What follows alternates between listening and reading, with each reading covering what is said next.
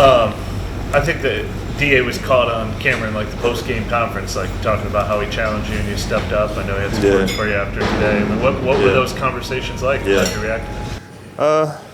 They were tough conversations, and whether I liked it or not, I had to receive it. He's our head coach, and he challenged me, and that's something I had to take full on. He knows that I haven't had the year that I necessarily wanted, and he knows I hasn't been performing the way I wanted to. And so he challenged me, and those are some tough times. It's been a rough couple of weeks, but I think I've leaned on my family, I've leaned on my teammates, and I've leaned on the coaches a bunch in these past couple of weeks, and it's really paid off. But God is good, and I'm at this point right now, and I'm performing now that what my capabilities are, and there's still meat left on the bone. I mean, I still feel like there's more that I could be doing. I missed the pass early on in the later on in the second quarter that could have got us into some scoring position, and so there's definitely still meat on the bone that I can get. But I feel like I'm just only touching the surface right now, and I feel like there's more for me to do. Yeah, are you doing things a lot better beyond just health and opportunity, or? Yeah, I mean, the opportunity was given, and I just had to capitalize on it, and that's really what it was. Just opportunity, preparation, attitude, just all of it kind of mixed together. Obviously, it is what it is, but right now, the opportunities are given. I'm just trying to capitalize on them. What is Dennis's way of challenging look like? Is it in front of the whole team, privately? What's his style like? Yeah. Well, whatever's private always comes to light. I mean, the game plan will reflect it, whatever the case may be. But I was challenged, and it was really about my attitude. It was really about me, how my teammates would see it, and that's really how the approach that I had it. If I'm being challenged, they're going to see me and see how I react to it, and that's something that I really wanted to show my teammates how I reacted to it and how I took it. It only caused me to work harder. It only caused me to, study a bit harder, stay a little bit longer, show up a little bit earlier. It's just the attitude I had to have. I know I'm a guy that's that tries to do all the right things. And so, when you try to do all the right things, it's a matter of doing the right things better. And so that's the one thing I try to do. And just for clarity's sake, when did that challenge happen? Early on in the year, I think it was, right after the Detroit game. So right after the game where, I had, a couple of drop balls and, I didn't have a catch that game. That's when the challenge happened, yeah. So I think you've scored in every game? Besides the Panthers game, yeah. The catch, I'm sorry for asking, but the deep seam you caught in the shot around end zone. Yeah.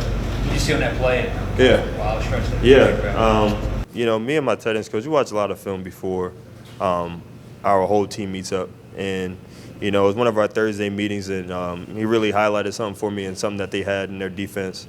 Tampa has, in Todd Bowles, they have a really good job of disguising their coverages. And so if I hadn't had that meeting with them, as we do all the time, I wouldn't have known how they rotate their defense. And so, I kind of had an inclination of what they were going to do, and they did exactly what I thought they were going to do. And so usually, you see a guy who's, at the top of the coverage, single high, and he moves over. It's too high, but you just don't know where that guy's coming from. And so I just seen an opening. I just ran up the seam. Usually you could break it out, break it in, or keep it straight. And, I kept it straight relative to the coverage. And, DC found me. I just tried to make a play.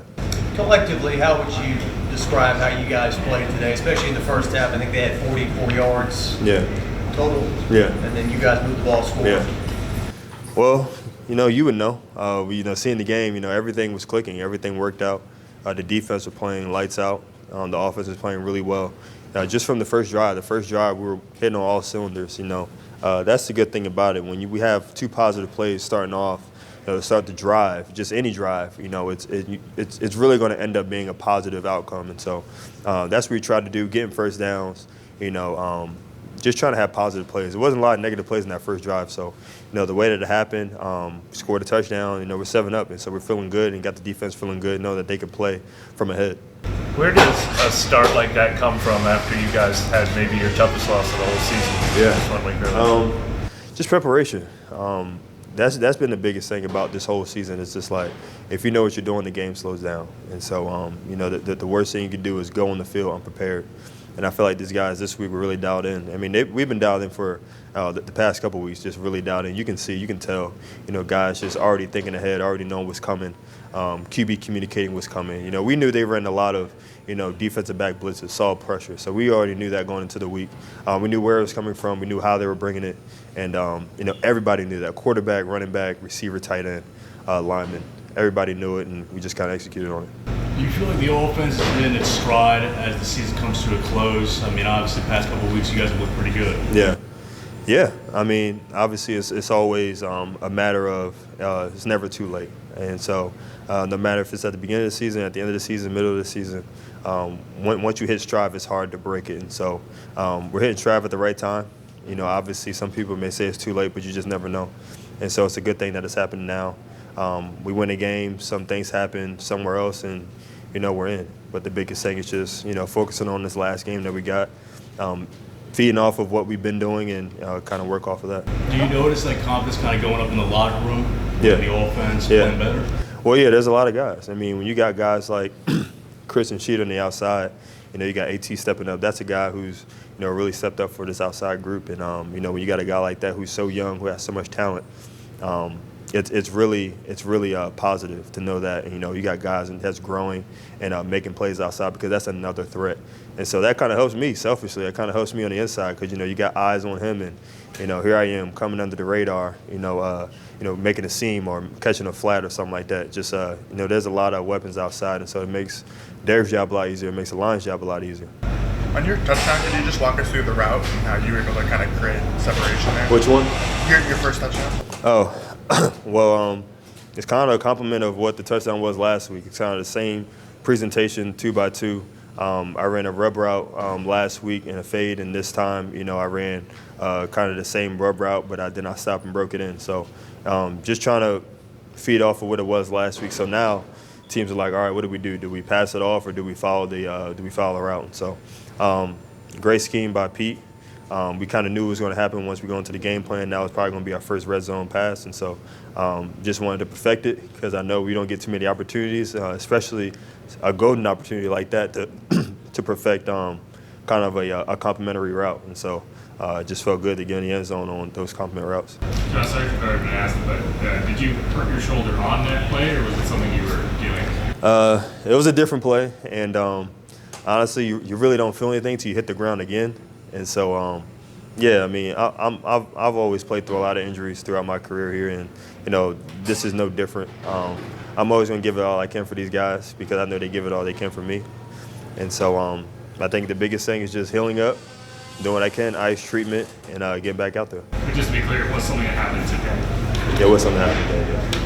How much are you able to rely on the chemistry you had with Derek over the summer, like this late in the year? Yeah. I mean, is that something that you feel like, because those hours are put in over the summer, that it's paying off now? Yeah, and there's always things we got to work on. I mean, we have a lot of chemistry, but the thing that goes into it is just repetition. And so, it's hard to get a lot of repetition throughout the week, but the biggest thing is just, learn from what we have. There's something today we had to learn from that he expected me to break out on the one I missed.